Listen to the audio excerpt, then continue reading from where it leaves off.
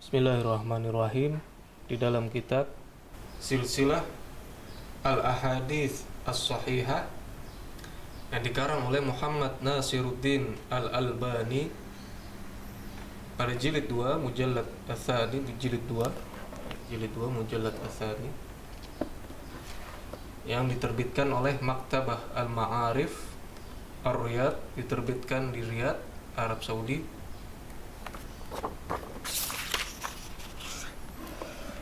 Ya, pada tahun 1995 Masehi atau 1415 Hijriah. Pada halaman 464 Rasulullah Shallallahu Alaihi Wasallam bersabda, "Atani Jibril, Jibril datang kepadaku, fa akhbarani, dan mengabarkan, anna ummati, bahwa umatku, sataqtulu, akan membunuh ibni hadza, putraku ini,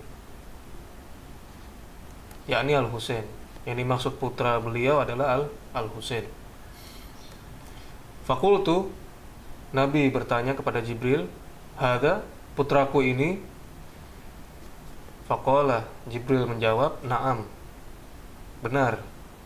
Wa atani biturbatin min turbatihi hamra, dan Jibril membawakanku tanahnya yang berwarna merah.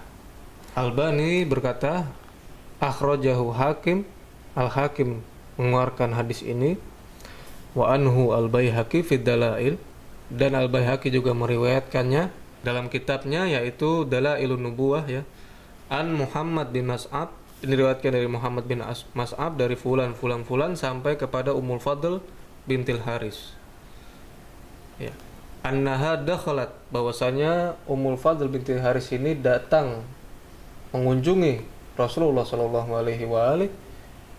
Faqalat, dan berkata, "Ya Rasulullah, wahai Rasulullah, inni ra'aitu hulman munkar, sesungguhnya aku bermimpi buruk al-lailah, di malam ini." Qala, Rasulullah berkata kepada Ummul Fadl, wa ma huwa, apa yang kau impikan, apa mimpimu itu? Qalat, Ummul Fadl menjawab, innahu syadid, sungguhnya mimpi itu sangatlah buruk. Qala, Rasulullah bertanya kembali, wa ma huwa, apa yang kau impikan? Qalat, Ummul Fadl menjawab, ra'aitu, saya melihat, ka'anna qit'atan, seakan-akan potongan, min jasadika, dari jasadmu, artinya daging dari tubuhmu, quti'at wa wudi'at fi hijri, terpotong dan diletakkan di pangkuanku. Ini mimpi buruknya Ummul Fadl. Faqala, Rasulullah sallallahu alaihi wasallam mentakwilkan mimpi Ummul Fadl. Ra'aiti khairan, engkau melihat kebaikan, artinya engkau melihat kebaikan di mimpimu, bukan mimpi buruk. Talidu Fatimatu, Fatimah akan melahirkan insyaallah gulaman, seorang putra, fayakunu fi hijriki, yang mana dia nantinya akan berada di pangkuanmu, artinya putra yang dilahirkan oleh Fatimah alaihissalam. Waladat Fatimatu al-Husaina, maka Fatimah pun melahirkan Al-Husain.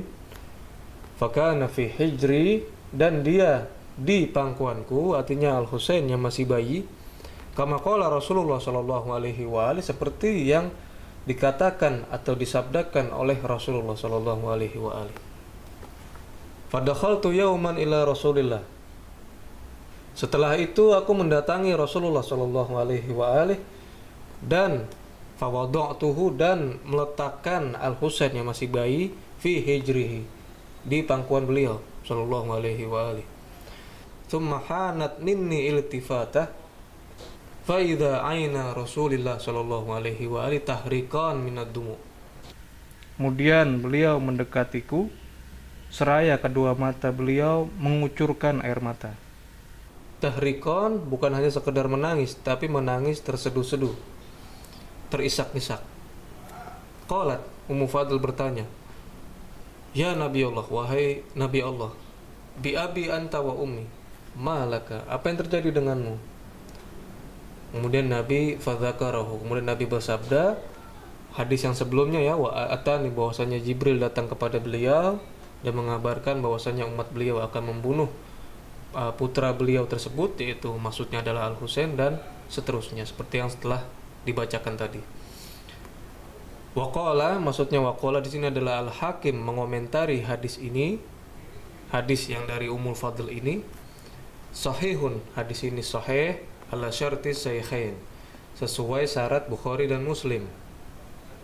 Nah, Imam Zahabi mengomentari hadis ini, bal munqati'un dhaif. Imam Zahabi berpendapat bahwasanya hadis ini munqati, artinya sanadnya itu ada yang terputus, dhaif dan juga lemah. Artinya riwayat ini tidak bisa dipakai hujjah. Qultu, akan tetapi Albani mempunyai pendapat lain, lakin akan tetapi lahu syawahid. Hadis ini memiliki banyak jalur periwayatan, syawahid adidah, tashhadu, yang membuktikan li syihhatihi, bahwasanya hadis ini sahih. Jadi Al-Hakim berpendapat hadis ini sahih. Al-Albani sahibul kitab silsilah yang saya bacakan ini berpendapat hadis ini sahih. Di sini membuktikan bahwasanya menangisi cucu Rasulullah Shallallahu Alaihi Wasallam merupakan sunnah beliau, sunnah Nabi. Poin lain yang dapat diambil dari hadis yang disahihkan oleh Albani ini adalah merupakan dalil terhadap orang-orang yang selalu mempertanyakan mengapa Al-Husain alaihi salam tidak menuruti saran para sahabat yang melarang beliau. Artinya melarang beliau pergi ke Karbala. Seakan-akan para sahabat ini tidak mengetahui bahwa kepergian Al-Husain merupakan hal yang telah dikabarkan oleh Rasulullah Shallallahu Alaihi Wasallam jauh-jauh hari. Berarti riwayat yang mengkisahkan bahwa adanya beberapa sahabat yang menasihati Al-Husain untuk tidak berangkat ke Karbala harus dipertimbangkan kembali. Karena nantinya akan melecehkan mereka yang mana seakan-akan mereka tidak pernah mendengar apa yang disabdakan Nabi tentang terbunuhnya Al-Husain di Karbala.